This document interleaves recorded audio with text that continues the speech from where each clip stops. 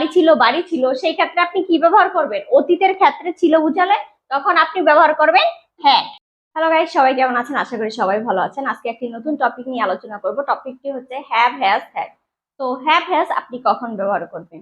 Have, has আপনি তখন ব্যবহার করবেন যখন আপনার বর্তমানে কিছু আছে বোঝাবে, তখন আপনি কি ব্যবহার করবেন?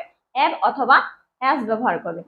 এবং হ্যাড কখন ব্যবহার করবেন? হ্যাড তখন ব্যবহার করবেন যখন আপনার অতীতে কিছু ছিল বুঝাবে, তখন সেই ক্ষেত্রে কি ব্যবহার করবেন? হ্যাড ব্যবহার করবেন। তো এখানে কিছু উদাহরণ আছে, চলুন সেগুলো আগে দেখি। তোমার একটি বাগান আছে।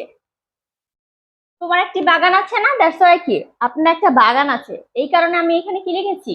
You have a garden. Have. তুমি যখন হবে তখন আপনি কি ব্যবহার করবেন? হ্যাভ ব্যবহার করবেন। তার একটি বাড়ি আছে। তার বলেছি না, সে, দ্যাটস ওয়াই আমি কি ব্যবহার করেছি? He has a house. রহিমের একটি বাগান ছিল। তার মানে কি রহিমের একটা অতীতে বাগান ছিল।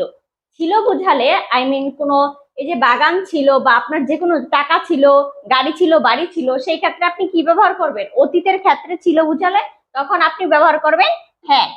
তো এখানে আমি কি ব্যবহার করছি? রহিম হ্যাড আ গার্ডেন। ওকে। তো আমার অনেক টাকা আছে। আমার ক্ষেত্রে আমি কি ব্যবহার করব? I have much money.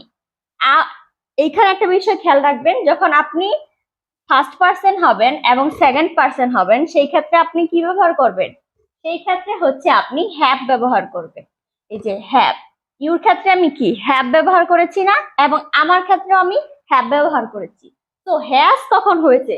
Has শুধু যারা হচ্ছে থার্ড পার্সন, সেই ক্ষেত্রে আপনি কি ব্যবহার করবেন?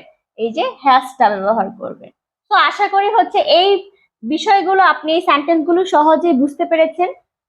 যদি আপনারা কেউ বুঝতে না পারেন, অবশ্যই আমাকে কমেন্ট করে জানাবেন যে আমি এই জায়গাগুলোতে বুঝতে পারিনি, আমাকে বুঝিয়ে দিন, আমি অবশ্যই আপনাদের বুঝিয়ে দেওয়ার ট্রাই করবো।